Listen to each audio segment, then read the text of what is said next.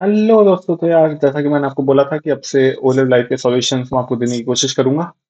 तो बिना time pass के सीधा सीधा स्टार्ट करते हैं। पहले क्वेश्चन जो मैंने लिया है, ठीक है, ये इसलिए लिया है, बताता हूँ अभी। ऐसे इजी है, ठीक है। रेशो क्या है? Votes receive by two candidates का रेशो है 29:21। उससे पहले मैं एक बार देख लेता हूँ, रिकॉर्ड हो रही है वीडियो, ठीक है। 12% of the total number of, मतलब जितने भी वोट पोल हुए वो इनवैलिड थे। और डिफरेंस जो गिवन है वो 704 गिवन है, ठीक है। इसमें गौर करने वाली बात है, डिफरेंस किस चीज का गिवन है, बस इस वजह से मैंने क्वेश्चन लिया है। Difference between the votes received, ठीक है। रिसीव्ड का मतलब है कि जो इनवैलिड हो गए उसके बाद जो रिसीव हुए, ठीक है, मतलब कि वैलिड वोट्स जो है उसका रिसीवल बताया है, उसका 704 बोला है डिफरेंस, ठीक है। तो नोट करने वाली बात बस यही चीज में, तो 29x माइनस 21x, अगर मैं 29x मान लूं एक कैंडिडेट का, दूसरे का 21x मान लूं, तो 8x की वैल्यू 704 है, ठीक है। 8 की वैल्यू क्या होगी? 88, मतलब x की वैल्यू क्या होगी? 88। ठीक, 6 x की वैल्यू हो गई 88। ये रेशो तो सेम ही रहेगा, ठीक है। अगर मान लो किसी वोटिंग का रेशो ये है, इसमें इनवैलिड वोट्स हम हटा दें, ठीक है, 12% का, तो रेशो तो सेम ही रहता है। तो ये 29x और 21x से वही लिखा है, ठीक है। 12% हमने हटा दिया, ठीक है। उसमें से ये आया, उसमें 8x की वैल्यू 704 है, x की वैल्यू 88 है। टोटल ये 50 × 88 होगा, क्योंकि 29 + 21 क्या होता है? 50। 50x जो है, मतलब कि ये जो वोट्स, जो वैलिड वोट्स हैं वो आ रहे हैं, ठीक है। 50x क्या होता है? 50 × 88, ठीक है। तो 88 को 5 से मल्टीप्लाई कर देंगे, 4 444, तो 4400 जो है ये वैलिड वोट्स है, मतलब वोट्स रिसीव्ड है, ठीक है। ये है वोट्स रिसीव्ड, या फिर इसको कह सकते हैं valid votes.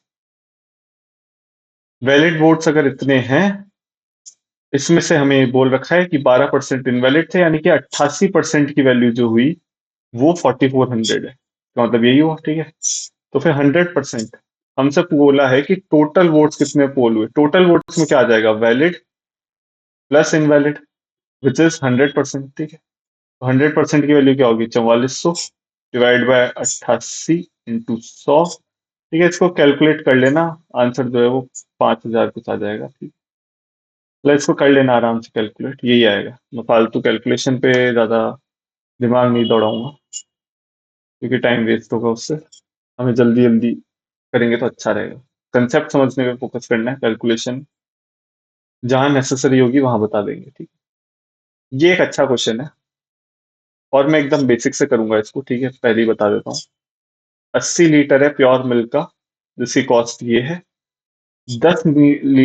10% of the milk remove हुआ, उसे रिप्लेस किया, और इस प्रोसेस को 2 बार रिपीट किया, ठीक है। एकदम बेसिक से करेंगे हम। 80 लीटर, 10% मिल्क, ये है प्योर मिल्क। 80 लीटर था प्योर मिल्क, ठीक है। 10% रिमूव किया, यानी कि 8 लीटर रिमूव किया, तो बचा 72। और रिप्लेस कर दिया, यानी कि 8 लीटर जो यहां से रिमूव हुआ उसको रिप्लेस कर दिया वाटर से। तो 8 लीटर जो है वो हो गया हमारा, ये क्या हो गया? वाटर। और ये है प्योर मिल्क, ठीक है। ये प्रोसेस एक बार हुआ।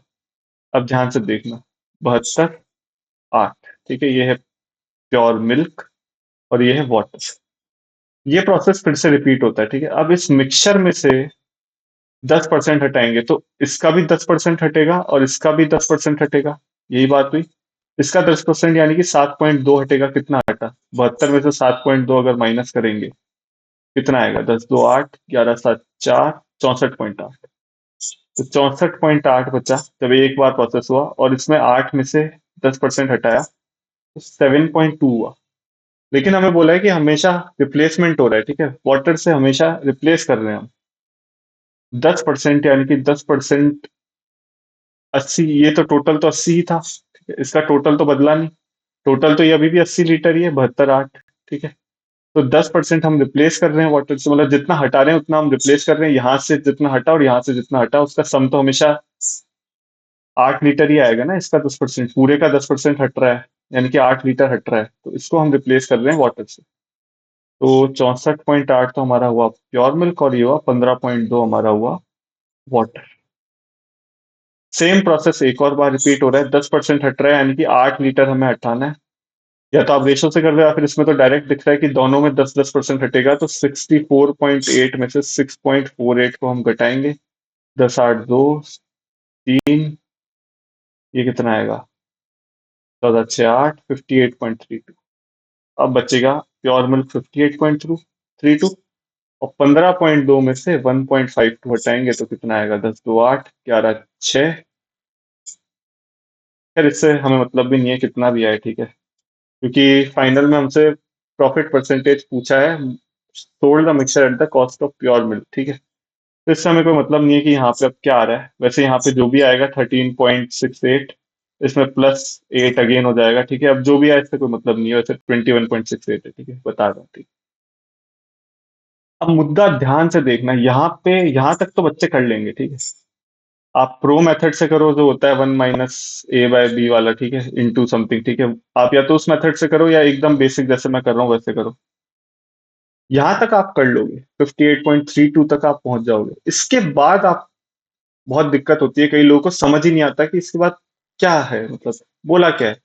यहाँ पे आप ध्यान से समझना, after this process if the shopkeeper sold the mixture, ठीक है, ध्यान से मेरी बात सुनना, मिक्सचर में 58.32 प्योर मिल्क है, और वाटर है 21 पॉइंट समथिंग, ठीक है, 68 शायद, ठीक है, जो भी है, इन दोनों का सम तो अभी भी 80 लीटर है।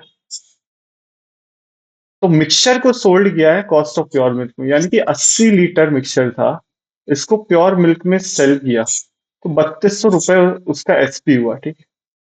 3200 रुपए उसने कमाए यहाँ से। लेकिन एक्चुअल में क्या उसने मिक्सचर में सारा का सारा मिल्क दिया? नहीं, मिल्क तो उसने सिर्फ 58.32 लीटर ही दिया। तो उसका सीपी क्या आएगा? सीपी क्या आएगा कि उसने कितना वास्तव में दिया, ठीक है। ये तो उसने पूरा दिया, वाटर और इसका प्योर मिल्क का मिला के। वो 80 लीटर था, उसको हमने 40 से मल्टीप्लाई किया, ये आया इसका एसपी, सेलिंग प्राइस। सीपी तो सिर्फ प्योर मिल्क का होगा ना, क्योंकि उस वाटर का तो कोई सीपी नहीं है, वो तो जबरदस्ती मिला रहा है, ठीक है। वाटर तो फ्री है, मतलब इनके यहाँ फ्री है, तो दिल्ली में हो सकता है फ्री ना हो, खैर ये तो पर्सनल था। 58.32, तो मुद्दा है कि 58.32 ही उसने बेचा है। और मतलब अगर सीपी की बात करें तो 58.32 को हमें 40 से मल्टीप्लाई करना पड़ेगा, ठीक है। ये आपको समझ में आया होगा कि उसने एक्चुअल जो उसकी कॉस्ट लगी है वो तो 58.32 लीटर की ही लगी है ना। ये चीज आपको यहाँ पे समझनी थी, ठीक है। 8 4 32 3, और ये आएगा 2132.8, ठीक है। कैलकुलेशन आप एक बार खुद से चेक भी कर लेना, क्योंकि हो सकता है गलत हो। एक बार वापस कर लेते हैं, 58.32 इंटू 4, 4 2 8 12, 4 3 12 13, और 2132.8, यही है, ठीक है। अब इन दोनों को हम सब्ट्रैक्ट करेंगे, ठीक है, और डिवाइड में हम ये लिख देंगे 2132.8, जो भी है, ठीक है।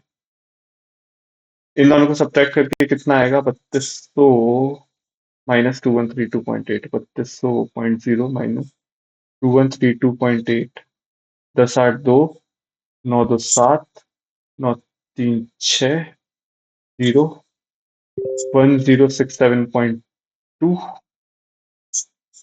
इंटू 100%। हाँ, कैलकुलेशन कौन करेगा यार इतनी, कैलकुलेटर से करके देखते हैं। मुझे लगता नहीं है कि सही आ रहा है ये। 1067.2 डिवाइड बाय 2132.8, ये तो बहुत ज्यादा आ रहा है।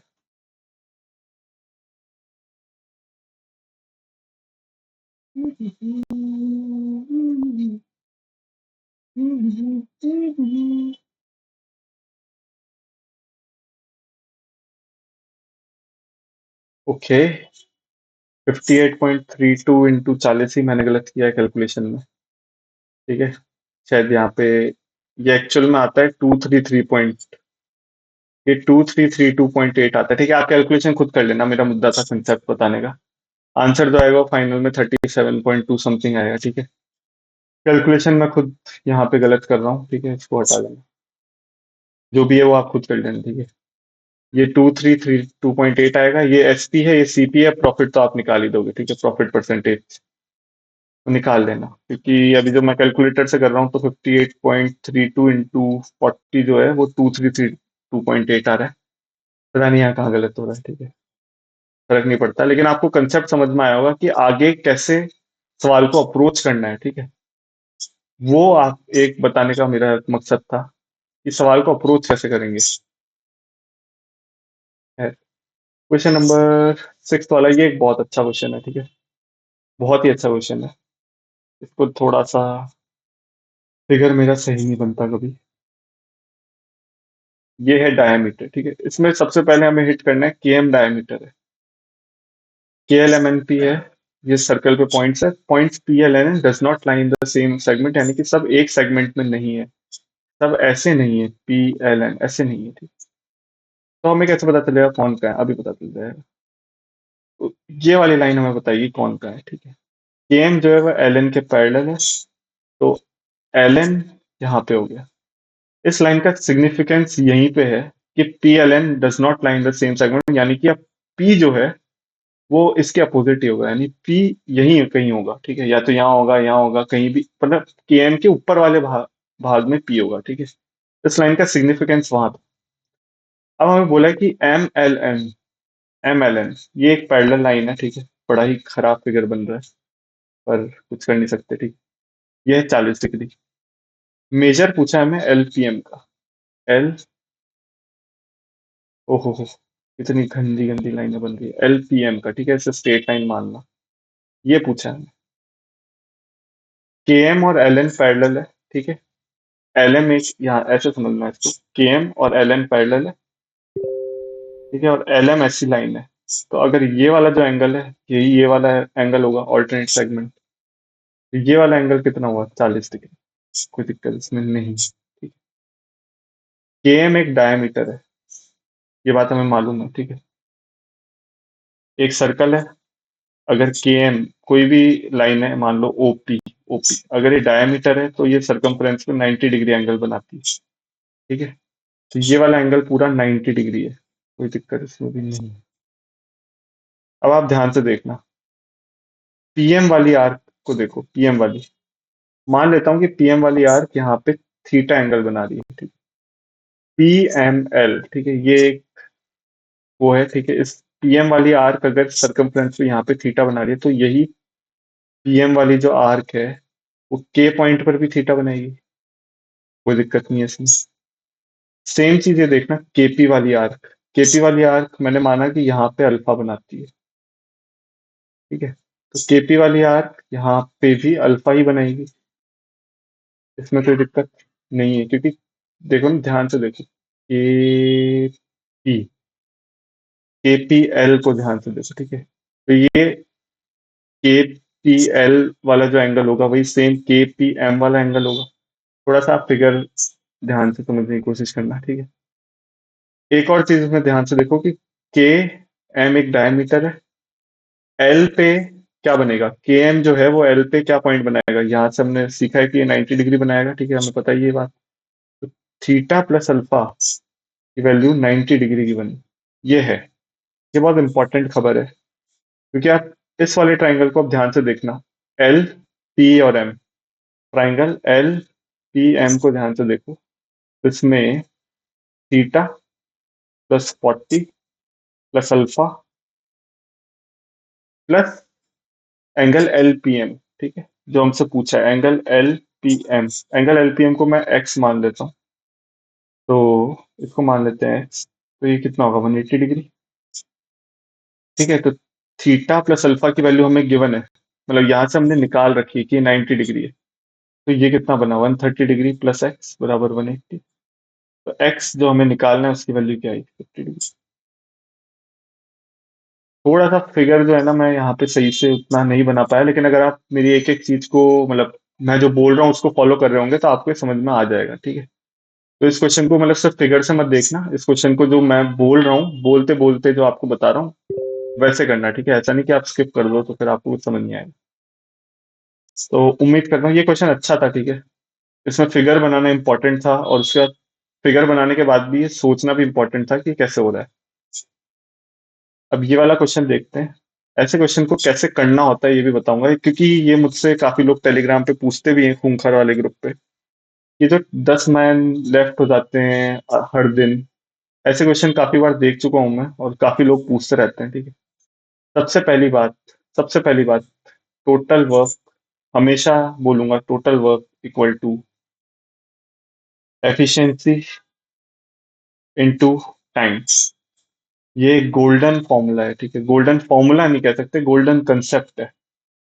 सबको पता ही होगा कि ये कैसे, क्यों ये गोल्डन कंसेप्ट है। अगर किसी ने गगन सर से पढ़ा हो तो आराम से इजीली समझ जाएगा, ठीक है।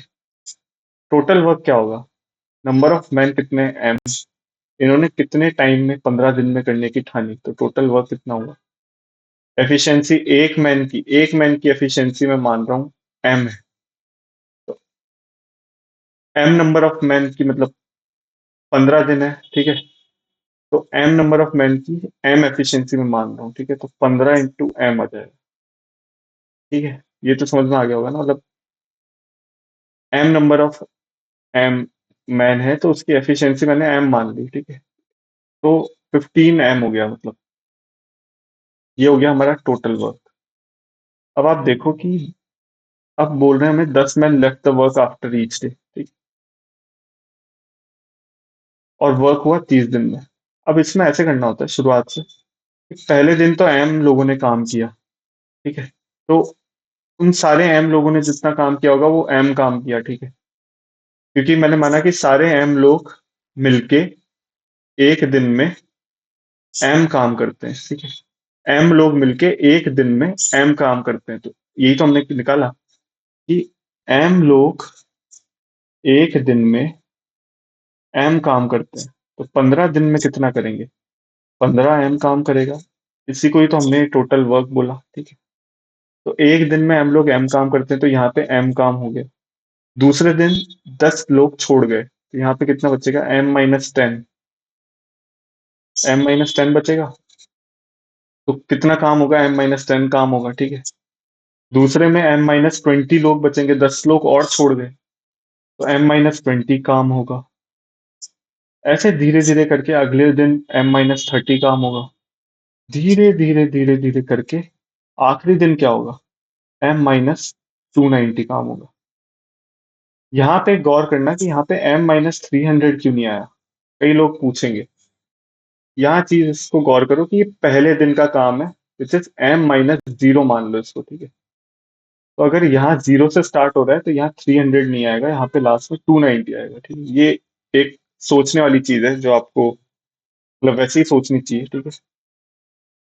तो अब हुआ क्या है, ये टोटल काम है, ठीक है। और ये कितने दिनों में कंप्लीट हुआ है? 30 दिन में कंप्लीट हुआ है। तो अगर इसको 30 से मल्टीप्लाई कर देंगे तो कितना आ जाएगा? बताओ बताओ बताओ। बोलो बोलो बोलो बोलो। इसको 30 से मल्टीप्लाई कर देंगे तो मतलब ये 30 दिन का काम हो गया ना। यही तो हुआ हमारा टोटल वर्क। इसको 30 से मल्टीप्लाई क्यों नहीं किया? एक ये भी क्वेश्चन आता है, ठीक है। क्योंकि मैंने हर दिन का अलग अलग काम लिया है, तो ऐसे नहीं कि आप इसको जाके 30 से मल्टीप्लाई कर दो, ठीक है। जो मैं आपको कंफ्यूज करने के लिए बोल रहा था कि इसको 30 से मल्टीप्लाई कर दें तो टोटल वर्क हो जाएगा, नहीं। भाई मैं हर दिन का अलग अलग ले रहा हूँ ना। ये पहले दिन का काम है, ये दूसरे दिन का काम है, ये तीसरे दिन का काम है, ये चौथे दिन का काम है, और ये आखिरी दिन का काम है। तो इस यहाँ पे 30 से मल्टीप्लाई इसलिए नहीं होगा क्योंकि हमने हर दिन का काम ही अलग अलग ले लिया है, ठीक है। आई होप ये थोड़ा सा आपको समझ में आया होगा। अब इसमें कुछ नहीं करना है, इसमें कैलकुलेट करना है। तो एम कितनी बार है? 30 बार है। 30 एम माइनस ये 10 + 20 प्लस कितना हो जाएगा? 290 बराबर टोटल वर्क यहाँ से हमारा कितना है? 15 एम है। इसको हम 15 एम की इक्वेट कर देंगे। 15 एम की वैल्यू क्या आ जाएगी? 10 + 20 से लेकर 290। 10 + 20 से लेकर 80 लगा देंगे। 80 29 टर्म्स है। तो एस एन का फॉर्मूला क्या होता है? N/2 × A + L। तो 29 टर्म्स इंटू ए 10 है और एल कितना है? 290। बात करते हैं। तो एम की वैल्यू क्या आएगी? 29/2 into 300/15 which is equal to 290। ठीक है, यहाँ पे ऑप्शन नहीं है क्योंकि ये क्वेश्चन थोड़ा सा गलत है। आंसर इसका वैसे 290 आएगा। ठीक है, आई होप आपको समझ में आया होगा कि हुआ क्या है। इस चीज को हमेशा ध्यान रखना, total work equal to efficiency into time.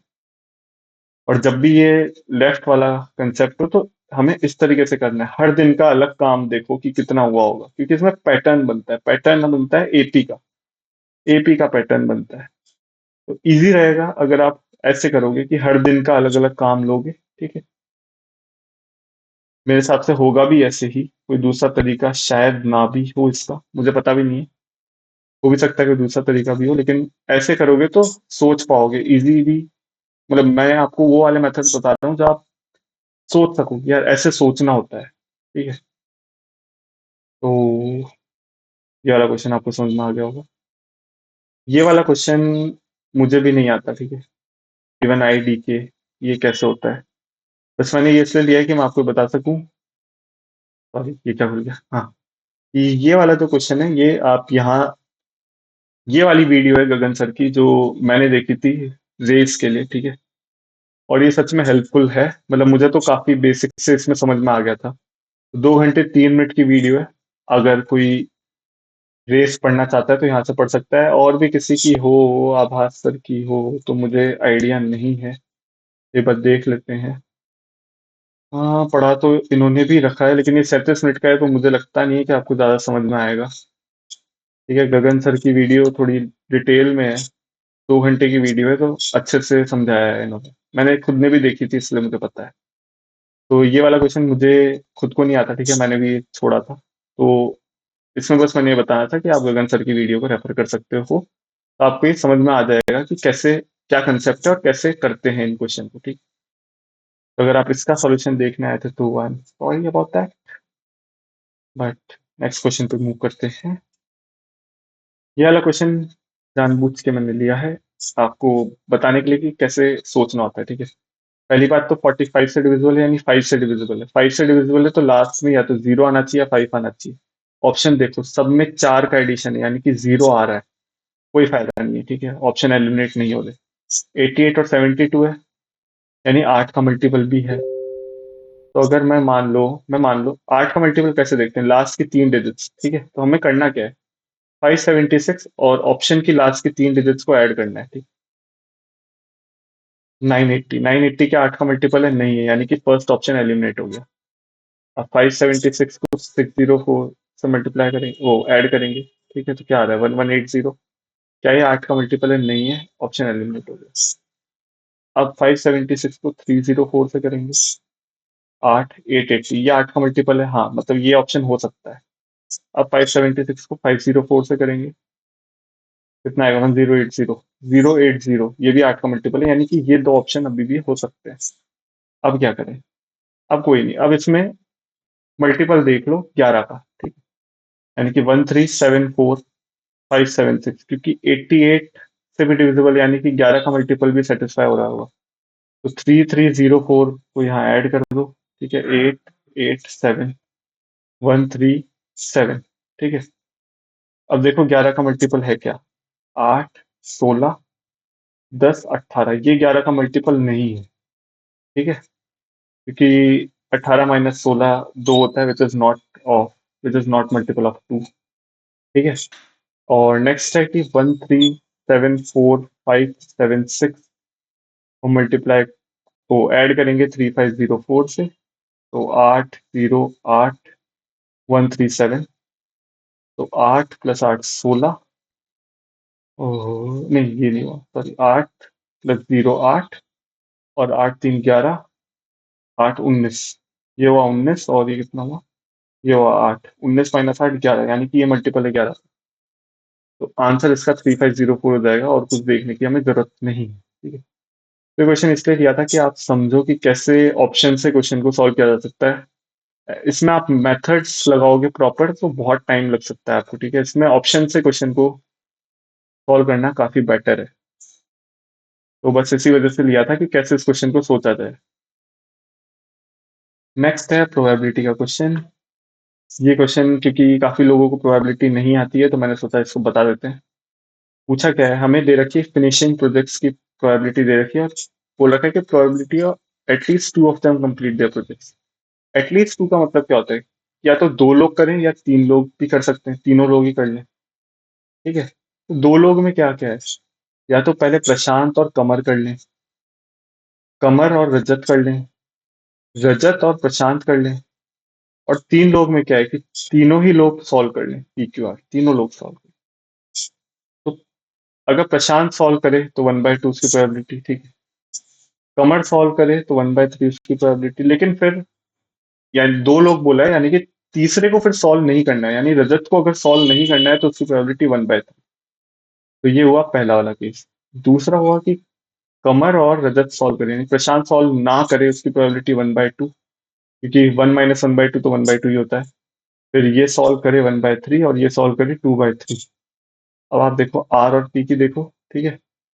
तो प्रशांत सॉल्व करे 1/2, कमर सॉल्व ना करे, उसकी प्रोबेबिलिटी कितनी होगी? 2/3, 1 - 1/3 इज 2/3। और रजत सॉल्व करे, उसकी प्रोबेबिलिटी 2/3। और ये तीनों सॉल्व करें तो 1/2, 1/3 और 2/3। ठीक है, तो इसकी वैल्यू कितनी आ रही है? 1/18। इसकी वैल्यू आ रही है 2/18। इसकी वैल्यू आ रही है 4/18। इसकी वैल्यू आ रही है 2/18। सबको अगर हम ऐड कर दें तो हमारा आंसर आ जाएगा 2 + 3 + 4 7 plus 2 which is equal to 9/18 which is equal to 1/2। तो इस क्वेश्चन को एकदम बेसिक से अगर सोचना हो तो ऐसे सोचना होता है। सबसे पहले तो ये देखो कि क्या बोला है। एटलीस्ट टू ऑफ देम बोला है, यानी कि दो सॉल्व करें या तीनों सॉल्व कर दें, क्योंकि तीन जनों की बात है। ठीक है, तो दो सॉल्व करें तो उसमें ऐसे सोचना है कि पी और क्यू सॉल्व करेंगे, क्यू और आर सॉल्व करेंगे, आर और पी सॉल्व करेंगे, और तीनों में तो तीनों ही कर देंगे। अब इसमें ध्यान बस ये रखना होता है कि हम कभी कभी ये वाली प्रोबेबिलिटी भूल जाते हैं कि जैसे दो बंदे अगर सॉल्व किए, ठीक है, तो तीसरे बंदे की हम प्रोबेबिलिटी भूल जाते हैं मल्टीप्लाई करना, उसको हम निग्लेक्ट कर देते हैं। जबकि होना होना ये चाहिए कि अगर दो बंदों ने सॉल्व किया है तो तीसरे बंदे को हमें नहीं सॉल्व करवाना, तो उसको भी हमें मल्टीप्लिकेशन में लेना होता है। ठीक है, ये 1/3 इससे मैंने लिया है कि हम अगर दो बंदे का हम सॉल्व करवा रहे हैं तो तीसरे से हमें सॉल्व नहीं करवाना। ठीक है, तो इसको हमेशा कंसिडर करो। बस इसी वजह से ये समझाने के लिए आपको ये क्वेश्चन मैंने लिया था, कि आपको ये चीज समझना है कि हमें तीसरे बंदे को नहीं कंसिडर करना है, तो उसका हमें डिनायल वाली प्रोबेबिलिटी मल्टीप्लाई करनी पड़ेगी। ठीक है, तो आई होप ये वाला क्वेश्चन भी आपको समझ में आ गया होगा, और कैसे बेसिक से सोचा जाता है प्रोबेबिलिटी का, ये भी समझ में आ गया होगा। अब ये वाला क्वेश्चन है, ये थोड़ा सा ट्रिकी था।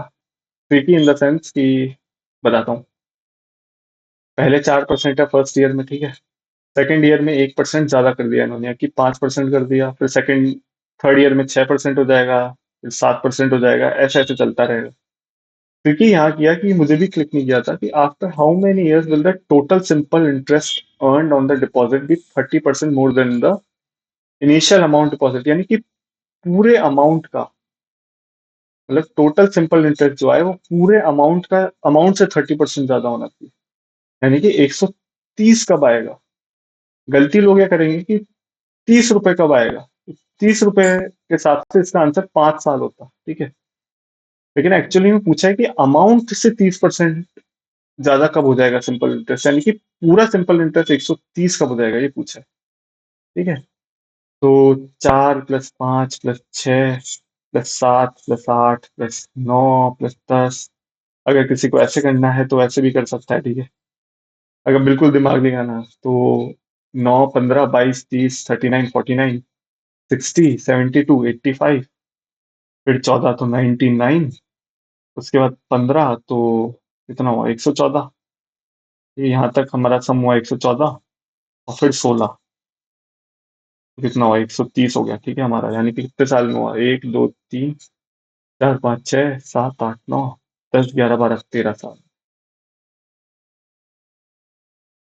ठीक है, अगर किसी को बिल्कुल दिमाग नहीं आया, अगर किसी को दिमाग लगाना है, दिमाग से करना है, तो 4 + 5 से लेकर लास्ट टर्म को n मान सकता है। ठीक है, उसके बाद इसकी वैल्यू क्या होगी? 130, उसका एपी वेपी सब लगा लगू के n की वैल्यू निकाल सकता है। ठीक है, n आ जाएगा, उससे लास्ट वैल्यू आ जाएगी। उसके बाद एपी का ए एपी का formula an = a + n - 1 into D वाला फॉर्मूला लगा के वो एन भी निकाल सकते हैं, ठीक है। वही एन यहाँ पे होगा 13, ठीक। तो अगर बिल्कुल दिमाग नहीं लगाना तो ऐसे ऐड करके कर दो, वरना ऐसे एपी वेपी का फॉर्मूला वॉर्मूला लगा के एन की वैल्यू निकाल के फिर यहाँ पे नंबर ऑफ टर्म्स निकाल लो। ये एन वन है, ठीक है। यहाँ पे एन मैंने nth टर्म मानी है, विच इज, इसको ए एन कह देते हैं, ठीक है। और यहाँ पे एन का मतलब है कि नंबर ऑफ टर्म्स। तो वो आपकी चॉइस है कि आप कैसे सॉल्व करना चाहते हो, उसमें मैं ज़्यादा डिटेल में नहीं जाऊंगा। बट कंसेप्ट ये था कि कैसे करना है इसको, वो आपको मैंने कंसेप्ट बता दिया, ठीक है। सॉल्व आप खुद कर लेना। नेक्स्ट,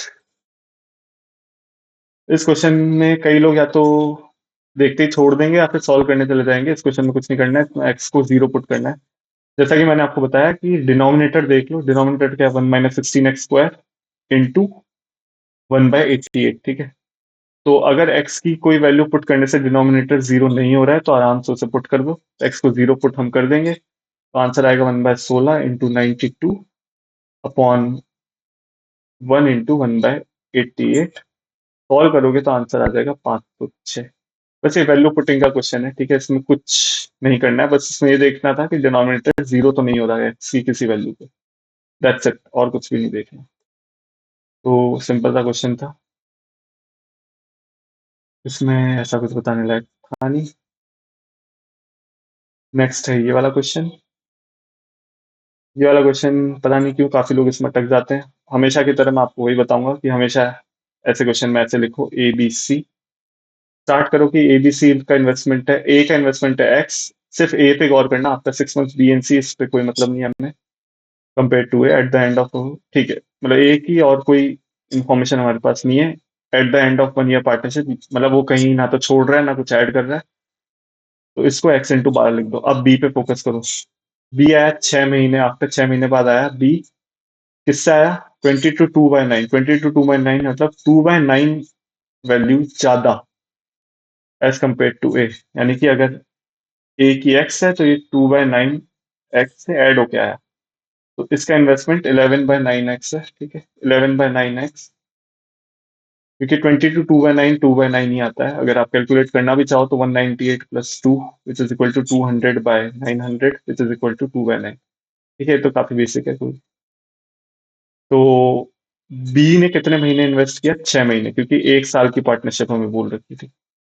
और सी जो है वो 5,000 रुपए ज्यादा लेके आया ए से, यानी कि x + 5,000। अब इसमें कुछ नहीं करना। अब इसमें अगर इन दोनों को लेंगे, ए और बी को लेंगे तो एक्स एक्स कट जाएंगे, यानी एक्स की वैल्यू यहां से नहीं आ सकती। ए और सी को हम ले लेते हैं, एक्स की वैल्यू निकालनी है। 12x/x + 5,000 इक्वल टू, यहाँ पे ए और सी का रेशो क्या है? 18 से 12 है। 6 2 6 3, इसको कैलकुलेट कर लेना जो भी है। 3 4 8, क्या आएगा बताओ? 4 2 2x बराबर कुछ कुछ आएगा। ठीक है, इसको कैलकुलेट कर लेना, जो भी आंसर आए। अब कैलकुलेशन मैं नहीं कर रहा। कौन करे इतनी लंबी लंबी कैलकुलेशन, बहुत लंबी वीडियो हो जाएगी। ठीक है, तो कैलकुलेशन तो ये बहुत सिंपल है, काटा पीटी करनी है और क्रॉस मल्टीप्लाई करना है। तो ये आप खुद कर लेना। नेक्स्ट क्वेश्चन पे पढ़ते हैं, क्वेश्चन नंबर 17।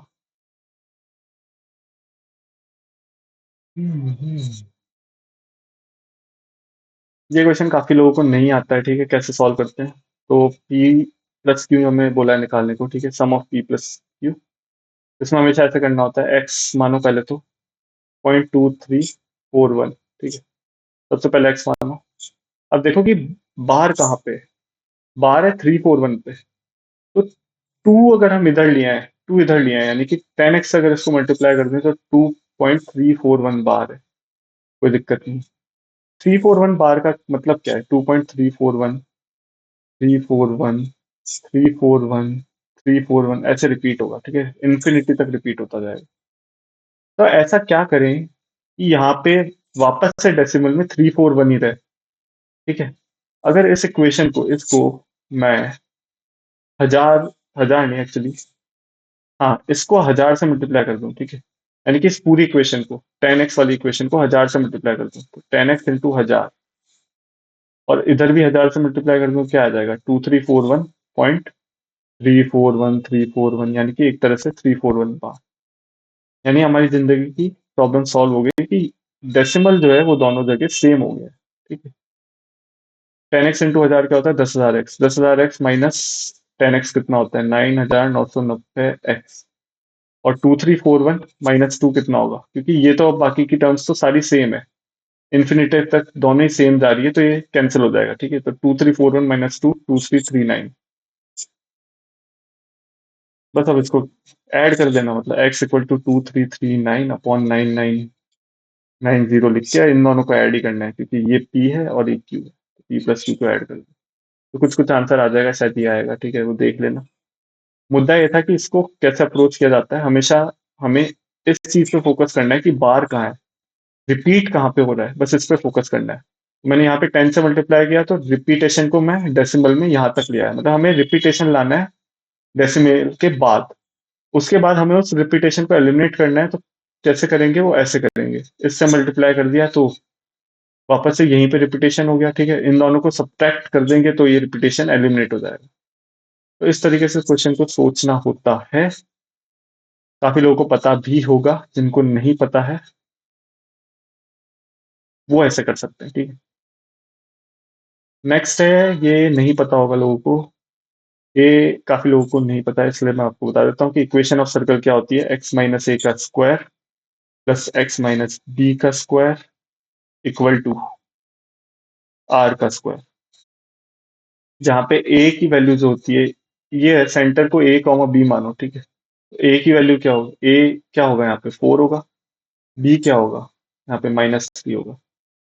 तो एक्स माइनस फोर का स्क्वायर, एक्स माइनस ए का स्क्वायर। ठीक है, तो ये बन रहा है एक्स माइनस फोर का स्क्वायर।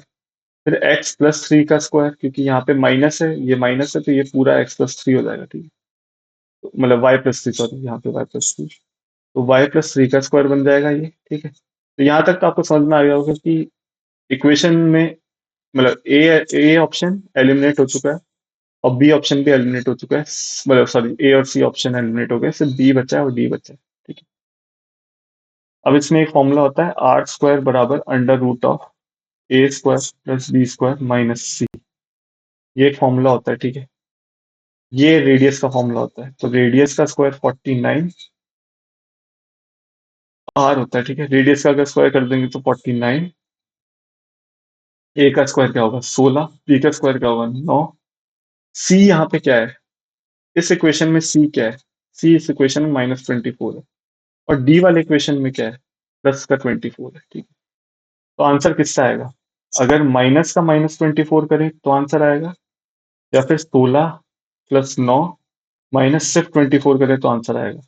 तो 16 प्लस 9 25 माइनस 24 तो एक होता है, तो इससे तो आंसर नहीं आएगा। 16 प्लस 9 प्लस 24 यानी कि 49, यानी कि आंसर जो होगा हमारा ये होगा। ठीक है, ये आपको फॉर्मूला शायद ना पता हो, तो या तो आप गूगल कर लेना, या फिर अब आपको पता चल ही गया, मैंने बता दिया। ठीक है, तो अब आप ऐसे कर सकते हो। ठीक है, तो अगर किसी को नहीं पता था, बस उसके लिए लिया मैंने। जिनको पता था उनके लिए तो काफी इजी क्वेश्चन है ये, इसमें ऐसा कुछ भी नहीं है, सीधा सीधा कर देंगे उस क्वेश्चन को। क्वेश्चन नंबर 23 पे चलते हैं। इसमें भी आपको सोचने का तरीका देखना पड़ेगा, बस, और कुछ भी नहीं है इसमें, सिर्फ सोचने का तरीका है। ठीक है, शॉपकीपर ने फॉल्ट किया 150 ग्राम का, 4 केजी का वेट है। ठीक है, 4 केजी ऑफ अनियन उसने निशु को बेचे फॉल्टी वेट में, और कितने में बेच दिए? 61 रुपए में। यानी कि फॉल्टी वेट में ही उसने 4 केजी 61 में बेच दिया। तो ये तो हमारा एचपी हो चुका है। इन्होंने बोला कि cost price of the onion for the seller, यानी कि शॉपकीपर के लिए जो कॉस्ट प्राइस थी वो 13 रुपए पर केजी थी। अब एक नॉर्मल क्वेश्चन होता ना, मान लो कि उसने कोई फॉल्ट नहीं किया होता, तो शॉपकीपर के लिए जो कॉस्ट प्राइस होती वो 13 × 4 हो जाती, विच इज 52। प्रॉफिट हो जाता सीधा सीधा 9 रुपए का। ठीक है, ये तो आपको समझ में आ गया होगा। अब इसने कर दिया फॉल्ट, फॉल्ट कितने का किया? 150 ग्राम का, यानी कि इसने 4 केजी बेचने की जगह 3.85 केजी ही बेचा। ठीक है, 4 किलो नहीं बेचा इसने, सिर्फ 3.85 किलो बेचा। उसकी कॉस्ट क्या है? 13 रुपए पर केजी, वो तो हमें पता ही है। तो 3.85 को हम 13 से मल्टीप्लाई कर देंगे, 5 3 15, 8 3 24 5, जो भी आएगा 385 500 50.05। यानी कि वैसे तो नॉर्मली ₹52 उसकी कॉस्ट प्राइस होनी चाहिए थी, लेकिन क्योंकि उसने घपला किया तो उसकी कॉस्ट प्राइस वैसे कितनी हुई? 50.05।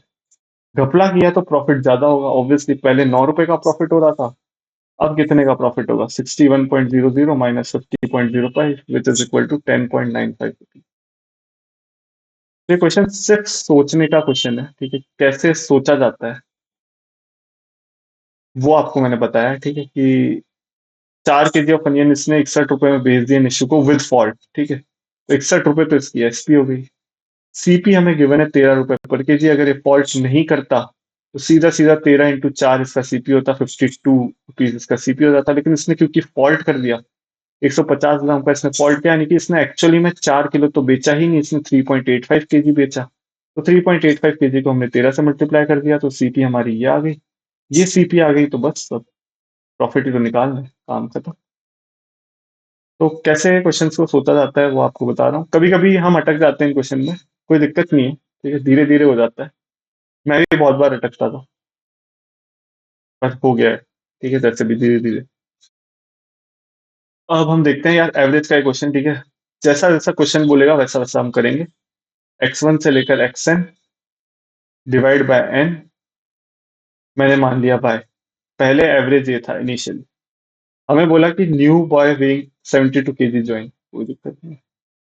x1 से xn प्लस 72 अपॉन एक नया बंदा आ गया तो n+1 लोग हो गए, तो average weight of the group कितना हो गया? y+1 हो गया, कोई दिक्कत नहीं। अब इन्होंने बोला कि the weight of new boy had been 60 kg, ठीक है साहब, x1 से xn प्लस अगर 60 रहा होता तो एवरेज वेट क्या होता? y-1 हो जाता, कोई दिक्कत नहीं। अब आप देखो कि x1 से xn क्या है, इसकी वैल्यू क्या है? y/n, ठीक है, तो पहले हम इस इक्वेशन में पुट करते हैं x1 से xn, y/n प्लस 72, और इसको क्रॉस मल्टीप्लाई कर देते हैं y+1 इंटू n+1 को, तो क्या आएगा? y+1 into n+1। डायरेक्ट नहीं लिखना चाह रहा, कहीं आप कंफ्यूज ना हो जाओ, तो yn plus y plus n plus one, y n से वाई एन कट जाएगा, तो वाई प्लस एन क्या आएगा? यहाँ से आ रहा है y+n 71। यहाँ पे देख लेते हैं यहाँ पे क्या होता है। यहाँ पे x1 से xn की वैल्यू अगेन yn प्लस 60, अगर हम क्रॉस मल्टीप्लाई कर दें तो इस बार डायरेक्ट लिख देते हैं yn minus N plus y-1, ये आएगा, क्रॉस मल्टीप्लाई कर लेना, सिंपल सिंपल, ठीक है। तो अब क्या आ रहा है? y-n की वैल्यू क्या आ रही है? 60+1 विच इज इक्वल टू 60। ये हमारी बनी दूसरी इक्वेशन। हमें बोला क्या है? Average weight of the group is, average weight of the group मैंने क्या माना था? y माना था, यानी कि y की वैल्यू निकालनी है। तो एक इक्वेशन ये है, दूसरी इक्वेशन ये है, दोनों को अगर ऐड कर दें तो 2y n कट जाएगा, 2y की वैल्यू कितनी आ जाएगी? 132, y की वैल्यू क्या आ जाएगी? 66। अब कई लोग इसमें डेविएशन, एलिगेशन, पता नहीं क्या क्या लगाएंगे, कहाँ कहाँ कंफ्यूज होंगे। इसी क्वेश्चन को अगर आप मेरा लाइव मॉक आप देखोगे तो मैंने 60 सेकंड से भी कम में कर दिया, सिर्फ लिख लिख के, ठीक है, कुछ दिमाग नहीं लगाया, जैसा जैसा क्वेश्चन ने बोला वैसा वैसा करता गया, सॉल्व कर दिया, आंसर आ गया। और कुछ भी दिमाग लगाना है एलिगेशन वेलिगेशन पे, जब वैसे एग्जाम में दिमाग नहीं चलता, ऊपर से हम इसमें दिमाग लगाए तो वैसे ही फंस जाएंगे, ठीक है। ये वाला क्वेश्चन यार, ये वाला सबसे बेहतरीन क्वेश्चन था इस पूरे मॉक का, सबसे जबरदस्त क्वेश्चन।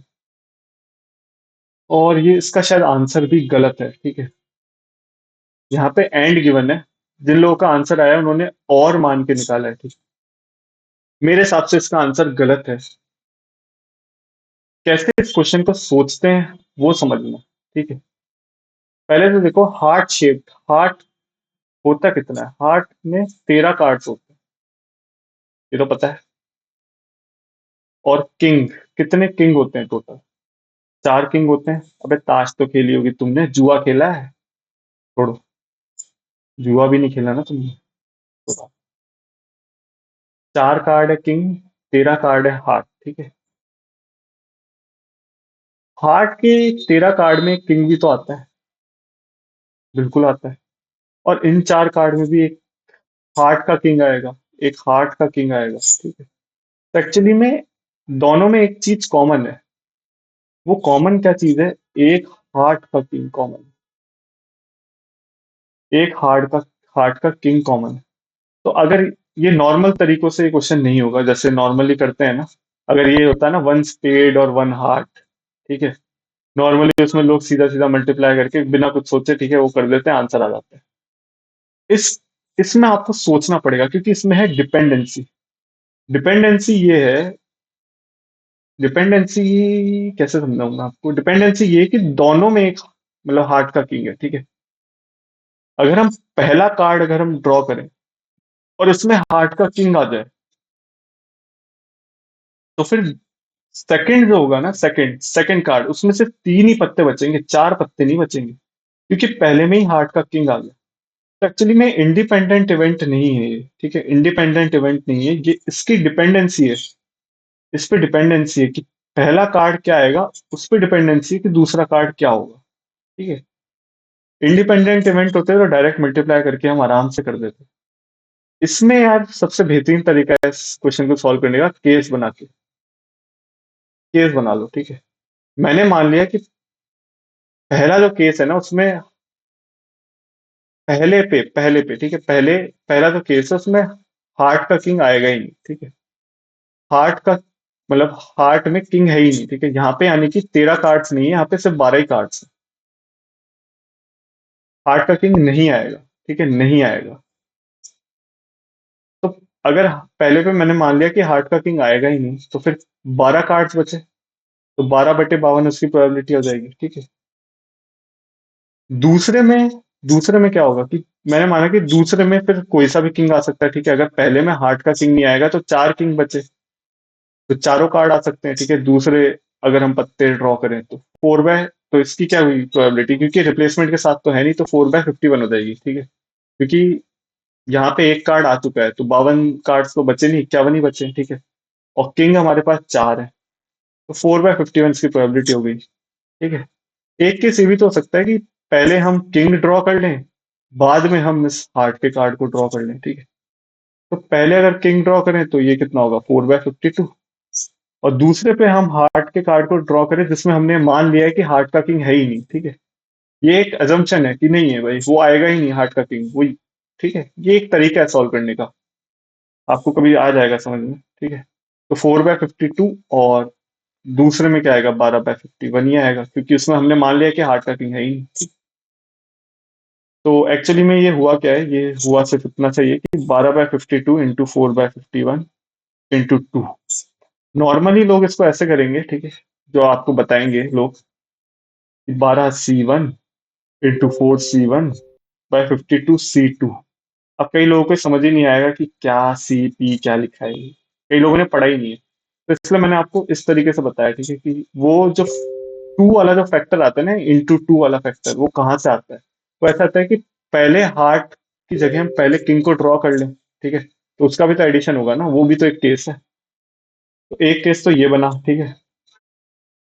दूसरा केस है कि मैंने मान लिया, सेकंड केस बता रहा हूँ, कि हमने मान लिया कि पहले पे हार्ट का किंग ही आएगा, यहाँ पे हम हार्ट का ही किंग आएगा, ठीक है, पहले पे। तो हार्ट का किंग आएगा, उसकी प्रोबेबिलिटी क्या होगी, 1/52। मैंने तो मान ही लिया कि हार्ट का किंग आएगा, ठीक है। मतलब हार्ट में किंग ही निकलेगा, मतलब जो हार्ट को क्या बोलते हैं, पान पान का जो होगा पत्ता, वो किंग ही निकलेगा, तो उसकी प्रोबेबिलिटी होगी 1/52। और सेकंड में फिर, क्योंकि अगर पहले भी हमने मान लिया कि वो किंग ही निकलेगा, ठीक है, पान का पत्ता जो होगा वो किंग ही होगा, तो दूसरे में जो बाकी बचे हुए राजा कितने होंगे, किंग कितने होंगे, वो तो तीन ही होंगे, 3/51। और इसमें भी वही इंटू टू वाला फैक्टर आएगा, क्योंकि यही जो हमने यहाँ पे किया वो यहाँ पे होगा, ठीक है। तो अगर हम इसको ऐड करेंगे तो ये आएगा 96/52 into 51 plus 6/52 into 51, which is equal to 102/52 into 51। 3 से 17, 3 से 34, 2 से 17, 2 से 26। तो इसको काट पीट के आंसर जो आएगा उसका 1/26 आना चाहिए। मेरे हिसाब से इस क्वेश्चन का आंसर होना चाहिए 1/26, ठीक है, जो कि ऑप्शंस में ही नहीं है। ऑप्शन मुझे लगता है कि इन्होंने और मान के इस क्वेश्चन को किया है, मतलब ऑप्शन जो सेट किए हैं वो और मान के किए हैं। और के केस में थोड़ा डिफरेंट हो जाता है, वो कभी आराम से बात करेंगे। यहाँ पे एंड का केस है, ये एक बहुत ही कॉम्प्लेक्स आपको लग रहा होगा, थोड़ी प्रोबेबिलिटी थोड़ी सी कॉम्प्लेक्स है। ये एक बहुत शानदार क्वेश्चन है, ठीक है। ये शायद ही मैं आपको समझा पाऊँ सही से, थोड़ा बहुत मैंने कोशिश जरूर की है, ठीक है। तो एंड और के केस थोड़े डिफरेंट होते हैं, कैसे वर्क करते हैं, ये आप जब एकदम बेसिक से पढ़ोगे तभी आपको शायद समझ में आएगा। लेकिन फिर भी क्योंकि मेरे को एक बार सॉल्यूशन आपको देना था और मुझे बताना था कि शायद ये आंसर गलत है और एंड और में चीजें अलग होती है, इसलिए मैंने आप ये क्वेश्चन आपको ले लिया। मुझे पता है आपको कुछ भी समझ नहीं आया होगा इसमें, क्योंकि ये समझाना भी काफी मुश्किल है। पर कोई नहीं, मैंने ट्राई तो किया एटलीस्ट। तो अगर नहीं भी आया कुछ ये क्वेश्चन समझ में तो छोड़ देना, क्योंकि ये काफी कॉम्प्लेक्स क्वेश्चन है। लेकिन इसका आंसर मेरे हिसाब से गलत है, ठीक है। इसमें मतलब ऑप्शंस में नहीं है ये वाला आंसर। तो शायद ये एक क्वेश्चन है जो कि गलत है, ठीक है।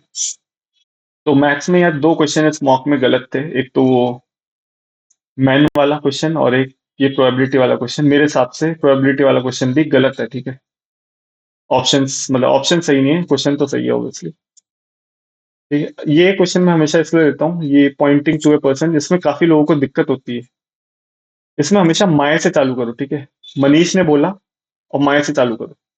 यहाँ बना दो मनीष। मनीष हमें नहीं पता उसका जेंडर क्या है, भाड़ में जाए, ठीक है। माय मदर्स, मेरी मदर की ओनली सिस्टर की डॉटर है। ये हो गया, ठीक है, ये एक बन गया। अब कौन है डॉटर, अब यहां से चालू करो। He is the husband, he यानी कि pointing to a man, man is the husband of this person.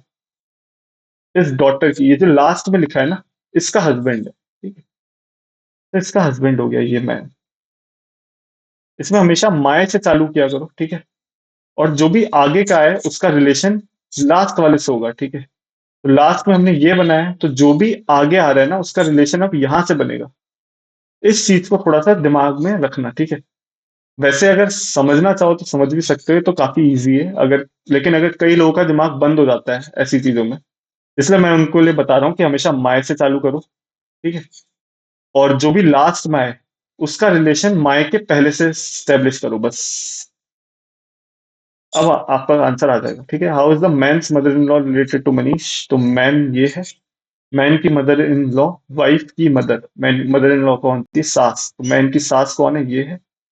तो ये सास, सासू माँ जो है, ये मनीष से कैसे रिलेटेड है। ये सासू माँ मनीष की मम्मी की बहन थी, ठीक है। तो आंटी हो गई एक तरह से, आंटी मासी कुछ भी कह लो, ठीक है। यहाँ पे मासी तो कुछ होता नहीं है, तो आंट इज आंसर, ठीक है। अंग्रेजों में मासी पूसी कुछ नहीं होता, वहां सब आंटियां होती है। वहाँ अलग ही लेवल गेम चल रहा है भाई, कोई दिक्कत नहीं। Question number 41। हम्म तो वो वाला क्वेश्चन तो आपको समझ में आ ही गया होगा, कुछ खास था भी नहीं ऐसे, ठीक है। ऐसे क्वेश्चन में जब भी देखो 7 शूज पहले ही, बस। सात देखा, 1 2 3 4 5 6 7, बस बात खत्म। अब देखो Adidas is not kept the end of the line. अब ये पकड़ो कि एंड या मिडिल का कुछ दे रखा है क्या, वन शूज का भी नहीं, नाइकिस का भी मुझे पता नहीं। Puma is kept in the middle, ठीक। यहीं से चालू करो, ठीक। पूमा। और एक और चीज यहाँ पे देखो कि ये फेसिंग साउथ है, तो यहाँ पे बना लो, ऐसे डायरेक्शन बना लो, ठीक है, साउथ। हमें बोला पूमा है मिडिल में, पूमा मिडिल में आ गया, ठीक है। अब कोई ऑप्शन है हमारे पास पूमा से रिलेटेड कोई है, ठीक है। Only one shoe is kept between Aldo and Puma. एक काम करता हूँ, मैं अल्डो को यहाँ मान लेता हूँ, ऐसे ही मान लिया, ठीक है, रैंडमली। एक शू है अल्डो और पूमा के बीच में। अब हम अल्डो पे फोकस करेंगे, और कुछ है पूमा का, पूमा का और कुछ नहीं है, तो अल्डो अल्डो अल्डो का ये है। अल्डो का क्या बोला भाई, Ross is kept third to the left of Aldo. Aldo है साउथ में, ठीक है, पूरे हैं साउथ में। थर्ड टू द लेफ्ट क्या होगा, वन। अगर यहाँ पे और लोग होते तो 1 2 3 यह आता, लेकिन यहाँ पे तो और लोग है ही नहीं, तो ये क्या गलत हो गया, नहीं यार। फिर अल्डो यहाँ नहीं बैठा यार, फिर अल्डो हो सकता है यहाँ बैठा हो। अच्छा, यहाँ मान लेते हैं अल्डो को। अब देखते हैं इसको। Ross is kept third to the left, 1 2 3, okay. यहाँ फिक्स हो गया रॉस, कोई दिक्कत इसमें नहीं है। अच्छा जी, अब रॉस पे फोकस करो। नहीं यार, रॉस के बारे में कुछ नहीं बोला, अल्डो पुमा किसी के बारे में कुछ नहीं बोला। अब आप ये देखो कि Nike is kept immediately to the left of Spark, यानी कि नाइक और स्पार्क्स, ये दोनों हमेशा साथ रहेंगे। साथ रहेंगे तो इनके लिए दो पोजीशन होनी चाहिए। अगर मैंने नाइक को यहाँ माना, ठीक है, मान लो यहाँ मान लूं मैं नाइक को। नाइक को तो नहीं मान सकते, ऐसे स्पार्क्स को मानना पड़ेगा। स्पार्क्स को अगर यहाँ मानूं तो नाइक यहाँ पे आना चाहिए था, लेकिन यहाँ तो अल्डो बैठा है, यानी कि स्पार्क्स यहाँ नहीं है। स्पार्क्स यहाँ तो आ ही नहीं सकता क्योंकि यहाँ अल्डो बैठा है। यहाँ पे स्पार्क्स को मानूं मैं यहाँ पे, तो यहाँ पे नाइक आना चाहिए था, लेकिन यहाँ पे तो पूमा बैठा है। तो मतलब कि अब सिर्फ दो स्लॉट यहीं पे खाली है, लगातार दो स्लॉट यहीं पे खाली है, यानी कि अब नाइक की पोजीशन भी यहाँ फिक्स हो जाएगी, ठीक है। नाइक, सॉरी नाइक क्या बोल रहा हूँ, स्पार्क्स की पोजीशन। स्पार्क्स की पोजीशन यहाँ फिक्स हो गई क्योंकि नाइक जो है इसके लेफ्ट में, तो नाइक ये इधर है। तो स्पार्क्स की पोजीशन फिक्स हो गई, नाइक की पोजीशन भी अब फिक्स हो गई। तो अब क्या बचा, अब कौन बचा, which shoe is kept four to the left of Reebok. इसमें एक लाइन और बोलिए कि एडिडास जो एंड ऑफ द लाइन में नहीं है, यहाँ पे नहीं है एडिडास, यहाँ भी नहीं है एडिडास। तो एडिडास के लिए एक ही पोजीशन बची है, तो एडिडास भी हमारा फिक्स हो गया। तो अब जो बचा हुआ शू है वो यहाँ पे फिक्स हो जाएगा, ठीक है, रीबॉक। अब हमसे पूछा कि फोर टू द लेफ्ट कौन होगा रीबॉक के, तो वन, टू, थ्री, फोर्थ, यानी कि रॉश। रॉश जो होगा वो फोर टू द लेफ्ट होगा, ठीक है। तो इस तरीके से सोचना होता है, हमेशा हमें एंड ऑफ द लाइन या मिडल ऑफ द लाइन पहले पकड़ना है, ठीक है। उसके बाद जहां पे भी कहीं पे, एक बार ये बता ही देते हैं कहाँ गया, जहां पे भी कहीं पे ऐसे लिखा हो immediate to the left of Sparks, या तो हमेशा यहाँ पे एक बार बना लो कि भाई इन, ये दोनों चीजें जो है ना, ये दोनों नाइक और स्पार्क्स, ये दोनों साथ में ही आएंगे। तो फिर जब भी कुछ ना समझ में आए तो फिर इन दोनों को कहीं भी फिक्स आप कर सकते हो इस तरीके से कि यार ये दोनों तो साथ ही हैं एटलीस्ट। तो जब आपको कुछ समझ नहीं आ रहा, मतलब सारे की इन्फॉर्मेशन हो गई, तो हमेशा फिर ऐसी चीजों पे देखो, ताकि क्योंकि इन्हीं से पोजीशन फिक्स होती है, ठीक है। तो ये कुछ टिप्स हैं, मतलब ऐसे क्वेश्चंस को करने की, जिससे कि आप थोड़ा सा जल्दी कर पाओ, ठीक है। ये थोड़े से तरीके होते हैं, बाकी तो सब नॉर्मल है। और ये लास्ट क्वेश्चन है यार रीजनिंग का, ये थोड़ा सा अच्छा क्वेश्चन है, तो मुझे लगा था। तो पहले ही देख लो कि भाई 8 फोल्डर्स है, पहले ही तुरंत बना लो। एक, दो, तीन, चार, पाँच, छः, सात, आठ। आठ हो गए क्या, एक, दो, तीन, चार, पाँच, छः, सात, आठ, आठ हो गए। Only 3 folders are below J. 3 folder below J हैं, तो जे यहाँ आ गया, ठीक है। 5 folder are between D and K, मुझे नहीं पता। F is immediately below H, यानी कि एफ जो है वो एच के इमीडिएटली बिलो है, और इमीडिएटली अबव आई, यानी कि एच एफ आई तीनों साथ में रहेंगे, ठीक है, ये एक चीज क्लियर है। जी इज नॉट बिलो ई। अब सारा इसमें समझ ही नहीं आ रहा कि क्या करें। पर इस चीज को गौर करो, 5 फोल्डर है बिटवीन डी एंड के। अच्छा, तो अगर मैं के को इधर मान लूं, ठीक है, तो एक, दो, तीन, चार, पांच, तो डी यहाँ आएगा। ये हुआ पहला केस। दूसरा केस क्या हो सकता है, दूसरा केस हो सकता है कि मैं के को यहाँ भी तो मान सकता हूँ। तो एक, दो, तीन, चार, पांच, तो डी यहाँ आएगा, ठीक। ये दो केस बनेंगे, इसमें डी और के भी आपस में इंटरचेंजेबल है, ठीक है। डी और के को भी आप इंटरचेंज कर सकते हो, ठीक है। बट उससे फर्क नहीं पड़ रहा। अभी हम मान लेते हैं कि मान लें यही दो केस हैं, ठीक है। बाद में देखेंगे कि इन दोनों की पोजीशन को इंटरचेंज करने से भी फर्क पड़ता है या नहीं है, हम बाद में देखेंगे। अभी हमने ये दो केस मान लिए, ठीक है। पहला केस ये है, दूसरा ये।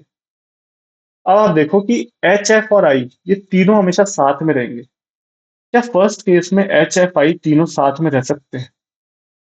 तो साला 3 स्लॉट है ही नहीं, यहाँ भी 2 स्लॉट है, यहाँ भी 2 स्लॉट है, कहीं पे 3 स्लॉट है ही नहीं, यानी कि पहला केस तो उड़ गया, वैसे ही उड़ गया, ठीक है। दूसरा केस फिर यही बचा, ठीक है, जहाँ पे एच एफ और आई साथ रह सकते हैं, ठीक है। तो F is immediately below H and immediately above I. तो एच एफ और आई यही, एक सिर्फ 3 ही पोजीशन बची जहां पे वो रह सकते हैं, ठीक है। अब बोला है कि जी इज नॉट बिलो ई, यानी कि जी जो है वो ई के बिलो नहीं होगा, जी अबव होगा, तो जी फिर यहाँ फिक्स हो गया, ई यहाँ फिक्स हो गया। अब ये सेकंड वाले, मतलब सेकंड वाले में ये केस हमारा फिक्स हो गया, ठीक है। अब इस सेकंड वाले में डी और के को इंटरचेंज करके देख लो। हमसे पूछा क्या है, how many folders are arranged between E and H. इस वाले से हम बता सकते हैं ई और एच में कितने फोल्डर्स हैं। आराम से बता सकते, आराम से बता सकते हैं ना। ई सबसे नीचे, एच यहाँ है, एक, दो, तीन, चार, 5 फोल्डर है। लेकिन मैंने आपको बोला था कि डी और के को इंटरचेंज कर दें। एक काम करो ना, के को यहाँ मान लो, डी को यहाँ मान लो। तो भी क्या आंसर पे कोई फर्क पड़ा? ई और एच वाले के आंसर पे कोई फर्क नहीं पड़ा, क्योंकि डी और के पे इसकी कोई डिपेंडेंसी नहीं है, ठीक है। यानी कि data in both the statements one and two together, क्योंकि इन दोनों स्टेटमेंट से सिर्फ एक केस बन रहा है, वो है ये वाला, ठीक है। इसमें डी और के की पोजीशन से हमें कोई फर्क नहीं पड़ रहा, लेकिन हम ये बता पा रहे हैं कि एच और ई के बीच में कितने फोल्डर हैं, ये इजीली हम बता पा रहे हैं अगर दोनों स्टेटमेंट टुगेदर हम जोड़ दें तो। ठीक है, तो इसका आंसर फिर ये हो जाएगा कि both statements one and two together are sufficient to answer the question. तो ये क्वेश्चन एक अच्छा था, इसमें मतलब मुद्दा ये था कि कैसे फिक्स करना होता है लोगों को, वो आपको एक बताने का मैंने ट्राई किया है, ठीक है। पहले देखो कि कितने फोल्डर हैं, तुरंत हाथ चलने चालू, आठ आठ बना लो, ठीक है, फटाफट फटाफट। उसके बाद देखो कि किसकी पोजीशन इजीली फिक्स हो रही है, जैसे जे की पोजीशन इजीली फिक्स हो सकती है, तो तुरंत जे को यहाँ मार्क कर दो, इस टाइप से, ठीक है। तो मैंने आपको ये बताने की कोशिश की कि ऐसे क्वेश्चंस को अप्रोच कैसे करते हैं, किस किस की पोजीशन फिक्स हो रही है उसको इजीली फिक्स कर दो, ठीक है। फिर नीचे जाओ, नीचे जाके देखो कि यार ये अच्छा एच एफ और आई ये तीनों साथ में, तो एक बार बस इनको साइड में कहीं पे भी लिख लो, कि ताकि आपको ध्यान में रहे कि एच एफ और आई हमेशा साथ में रहेंगे, ठीक है। तो अभी जैसे ये वाला फर्स्ट केस था, इसको एलिमिनेट करने में मदद मिली मेरे को, क्योंकि मुझे पता था एच एफ आई साथ में रहेंगे, तो दो दो उसमें तो हो नहीं सकते, कहीं पे तीन स्लॉट खाली हो तो ही हो सकते हैं। तीन स्लॉट जो है वो सेकंड केस में खाली थे, तो यहाँ पे ये पोजीशन इनकी फिक्स हो गई, ठीक है। फिर डी और के का भी मैंने आपको इसमें बताया कि डी और के को अगर मान लो इंटरचेंज भी कर दो, तो क्या आंसर पे कोई फर्क पड़ रहा है या नहीं पड़ रहा है, ठीक है। ये भी एक इंपॉर्टेंट पॉइंट्स हैं जो आपको कंसिडर करने चाहिए, ठीक है, जब भी इस टाइप के आप क्वेश्चन करो, तो इस तरीके से आपको क्वेश्चन अप्रोच करना चाहिए, किस तरीके से सोचना चाहिए, वो मैंने आपको बताने का ट्राई किया, ठीक है। तो आई होप इस सेशन में आपको कुछ समझ में आया होगा। थोड़े से क्वेश्चंस कॉम्प्लेक्स थे, मुझे पता है, तो मुझे पता है आपको कुछ क्वेश्चन नहीं आए होंगे जो समझ में, जैसे प्रोबेबिलिटी वाला तो बिल्कुल भी नहीं आया होगा समझ में कि वो कैसे हुआ है। और शायद एक दो क्वेश्चन में भी आपके थोड़े बहुत कंफ्यूजन रह गए होंगे, वो आप कमेंट सेक्शन में बता देना, ठीक है। बाकी मैंने अपनी तरफ से पूरा ट्राई किया। Thank you guys, thank you so much. Bye bye, मिलते हैं नेक्स्ट मॉक में।